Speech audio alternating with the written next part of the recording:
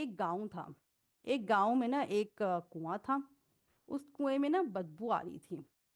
लोग उसका पानी निकालते थे, पानी में बदबू आती थी। लोगों ने सारा पानी निकाल दिया लेकिन वो बदबू खत्म नहीं हुई।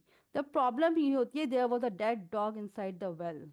जब तक आप असली प्रॉब्लम को अंदर से सॉल्व नहीं करते, आपके मसले सॉल्व नहीं हो सकते लॉन्ग टर्म। तो कहीं ना कहीं जो हमारे जज्बात हैं ना, उनके अंदर भी पीछे बड़ी कहानियां होती हैं।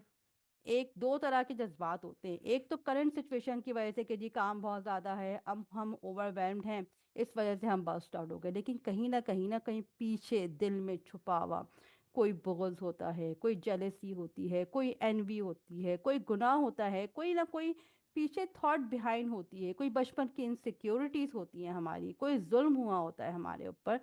तो जो कहीं ना कहीं हमारे जज्बात में एक्सपोज होता है, यानी कि हमें ना सिर्फ इंस्टेंट पे तो हमने काम कर लिया, लेकिन लेटर ऑनवर्ड्स ना हमें इमोशंस को ना एज अ इंफॉर्मेशन लेना चाहिए कि यार ये हमारा जज्बात का कोई आउटबर्स्ट हुआ है ना, इसका मतलब है कि कोई ना कोई इसका रीजन बिहाइंड है, ये हमें इंफॉर्मेशन दे रहा है, ये बिला मकसद नहीं है।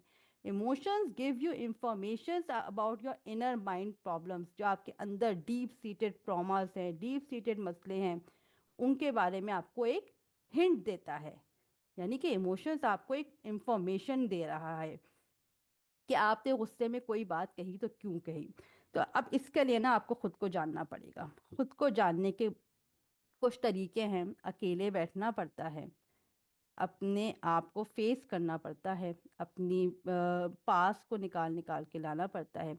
कुछ लोगों के लिए लिखना आसान होता है, तो मैं इसमें ये करती हूँ कि मैं लिखती हूँ कि जी क्या हुआ था, फिर क्यों हुआ था, like what was my thought behind at that time, कि जी मैं क्यों इस तरह से मैं कर रही थी।